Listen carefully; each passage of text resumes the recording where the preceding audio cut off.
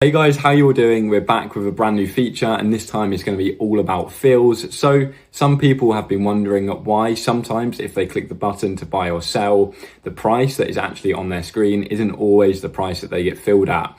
Well, this video is going to explain it all and show you our brand new feature where you can actually go in and see the full life cycle of your trade, so you know what has happened at the split second that you've clicked the button all the way through to your order being sent to the exchange and coming back. I think you guys are going to enjoy this one. Let's get into the video. Okay, so before we actually get into the feature that we've built, I want to show you a blog which actually explains how fills work and also how tradesea works with Rhythmic to provide what is called a real live market simulator.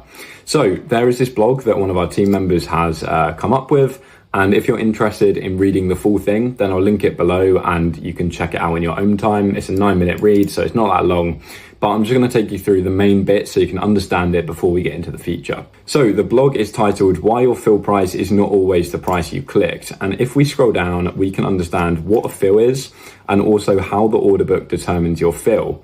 So what happens with tradesea is because we work with Rhythmic, it means that all of your orders are sent from tradesea to Rhythmic, which then sends it to the actual exchange. So all of the fills that you see is exactly how it would be if you were trading a live account. This is really good at preparing traders for the live markets. So for example, if you were funded and then got moved to live, you're going to be nicely prepared for the actual market. So here we can see 3 different scenarios. We have scenario A, which is a full fill, scenario B, which is a partial fill, and scenario C, which is called a slippage fill.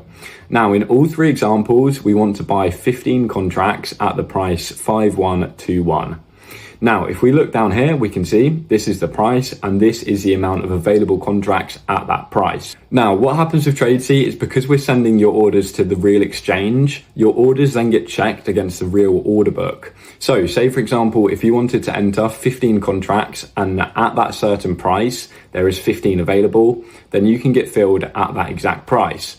But if you wanted to actually enter 15 contracts and there was only 6 available or 2 available, then you're either going to get a partial fill or your fill is going to be slightly higher or lower depending on where the available contracts are in the market. So in this first example, we want to buy 15 contracts at this price and there is clearly 32 contracts available, 15 out of 32, we can easily fill our whole position. So you're going to get filled at that exact price and you're going to be entered into the market with 15 contracts, pretty self-explanatory. Now, in scenario B, we have the partial fill. You can see that at the same price, we only have 8 contracts lying there, but we want to enter 15. So this means that you're only going to be entered 8 out of the 15 contracts. And then, as you can see here at the bottom, the remaining 7 is going to be unfilled, and that's called a partial fill. Now, in scenario C, this time we want to buy 15 at market, but you can see at our price, 5121 here, there's only 4 out of 15 contracts available. So that means we can fill 4 at that price, but now to fill the rest of your remaining order, we need to check the order book to see where the rest of the contracts lie. Now, if the rest of your contracts are going to lie higher, then your price is going to be averaged up slightly because we need to grab those contracts from above. Or if the next available contracts are actually lower, then your price is going to be averaged down because there's only contracts available there.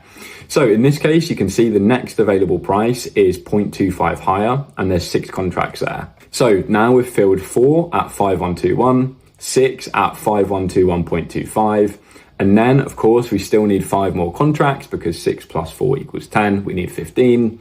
The last 5 contracts are available 0.25 higher than the last price at 5121.50.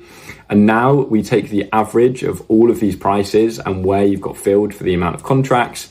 And this is going to calculate the exact price that you got filled at. So in this example, it's quite clear that if you want to buy 15 at market and there aren't enough contracts available in the order book, your price is going to be slightly different because we're collecting contracts from different prices and then averaging out your fill if we would be doing if you were trading a real live account.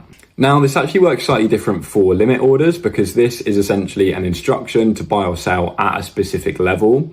And these don't execute straight away. They basically wait in the market until the market actually reaches that price. So you can see here it says, instead it sits in the order book as resting liquidity.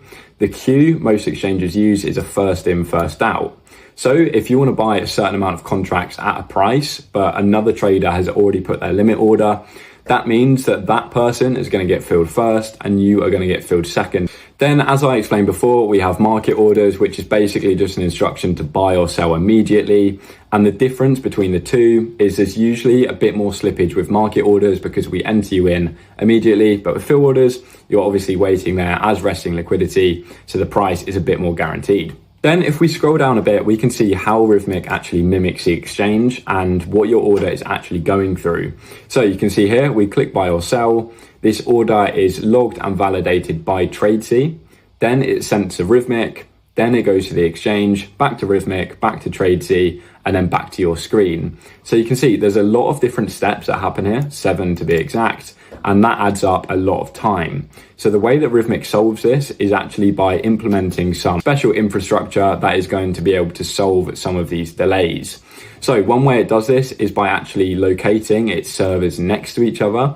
That is going to cut the distance that these orders have to travel, and this is going to save us a bit of time. Okay, so now what we're going to do is head back on over to tradesea, and I'm going to show you what we've built. So on the main homepage, you want to bring up this area at the bottom and go to orders and then all. You're going to see all of the orders that you've submitted for that day. And then all the way to the right, you're going to see this grayed out arrow. Now, as soon as we click this, we're going to be able to see a load of different things that we couldn't before. Now we can actually analyze our order. So you can see the instrument that you've traded, whether it was a buy or a sell, the size, how you've entered the market. Was it a market entry? Was it a limit entry? You can see basically a lot of different things regarding your order. Now, in this specific order, just to show you, I've entered a 40 micro short position, which is a very large order. And going back to what we said before, if the order is very large and there's not enough contracts to fill you, you might be filled at a slightly different price depending on where those contracts are available. So here we can actually look at our order timeline and see when the order was submitted and all of the different fills that we might have got to actually fill that entire order. So here you can see at 12:16:15 BST, I submitted my order. It was then sent to the sim exchange. The order was placed. And then you can see here, it was partially filled. So you can see, first of all, at this price, it was filled at 2 out of 40 lots. That's because at that price, that's all the contracts that are available. And then if we scroll down, we can see we begin to fill more lots to actually fill my entire order. So here we filled 2, we've then filled 6, then we filled 5. And we can basically see the exact price at each one of these fills has occurred. Now, if we again scroll all the way down, we can add up all of these partial fills, and at the bottom it's going to come up and say filled when that's happened, 40 out of 40 lots filled, and then it's going to go ahead and give us our average price. So if you enter a market order and then you don't get filled exactly where you think you should have, you can just come to this area, check out where all your fills were, and then you can actually work out for yourself whether it was right for you to get filled there. Now on the right, if you didn't want to scroll all the way down there, you can just go to fill history, see where you've been filled, at what time, what the price was, and then at the bottom it's going to come up total 40 and your average price. Okay, so that's just been a brief rundown about how you can use this new feature. If you do have any questions on either that article or how this works, feel free to drop it below and I'll get back to you. But guys, thank you very much for watching.